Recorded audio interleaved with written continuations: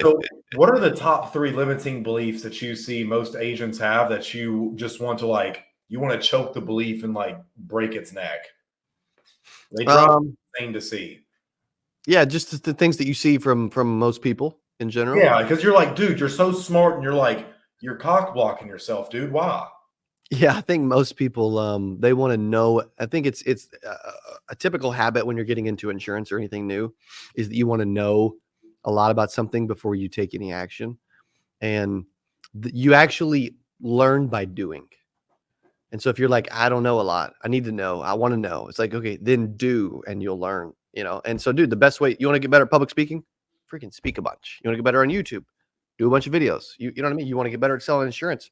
Go make a bunch of calls and sit with a bunch of people. Dude, I only got good at selling insurance because I sat with 10, 15 people every single week like clockwork, and that didn't even count all the doors that I was knocking that I didn't even get a chance to sit down with them, you know? And so I was putting in the effort, and then my skill was improving along the way. People want to improve their skill before they do anything. It's like, nah, it's backwards. It doesn't work that way.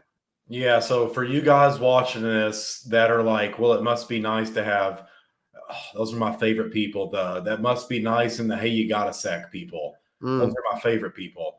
But it's like, Cody, it must be nice. You have 100,000 subscribers. It's like, guys, 7 years ago, 6 years ago, you didn't see the thousands of doors he was knocking every single year. You didn't see the stress, the tears, whatever. I'm not sure what you were doing 7 years ago, sure. I'm but sure it's there was some of that. yeah, no one does, and it's like people want what you have, but they're not willing to replicate all the things you've done in the middle of that or in between. For sure. For sure. Yeah. And we want to compare our beginning to someone else's end.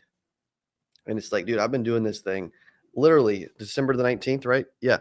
At the time we're shooting this, in 10 days, I will have been posting on YouTube for 8 years. And you just saw most of your success on there came when, like the last year? The last few years, yeah. Yeah, I would say I mean, yeah, majority of your channel jumped from like 30 to 100,000 in the last year by itself, though. it's jumped a lot. I mean, yeah, there was a point where we were jumping like 40K a year, you know? I mean, yeah. Which is absolutely nuts. So, what would you say are the other 2 limiting beliefs that you just want to get rid of?